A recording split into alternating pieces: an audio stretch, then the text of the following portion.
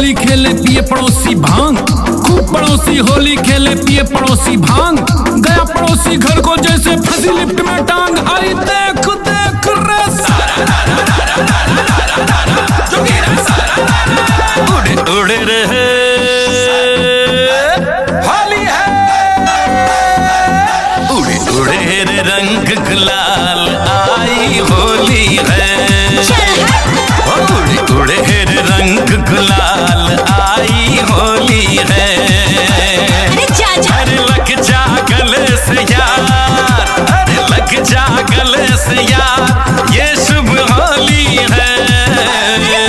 अब छोड़ो भी तकरार आई होली है। उड़े उड़े रे रंग गुलाल आई होली है।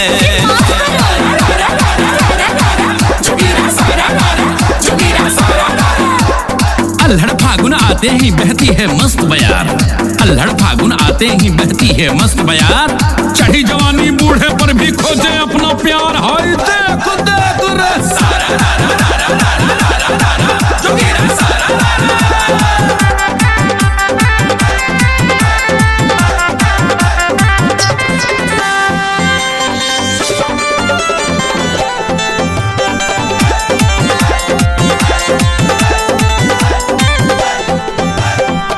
सुंदर सुंदर सखियां चाल चले मतवाली, दिल पर मारे पिचकारी ये नैन कटारी वाली।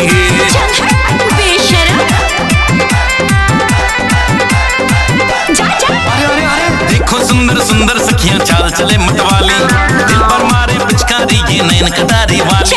अरे आजा खेले होली मैं दिलवाला तू दिलवाली, अरे आजा खेले होली मैं दिलवाला तू दिलवाली। उड़े उड़े रे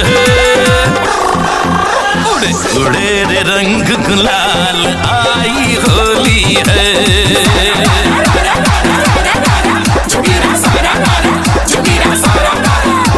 60 साल का जीजा लागे साली लागे 30, 60 साल का जीजा लागे साली लागे 30। गोरा मुखड़ा देख के जीजा के मन में उड़ता 30। हाय देख देख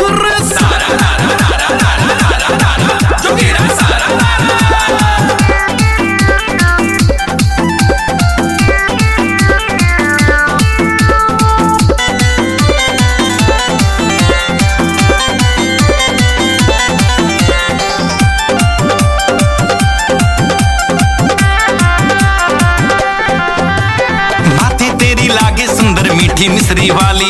और किस्मत वाला होगा जिसकी बनेगी तू घर वाली।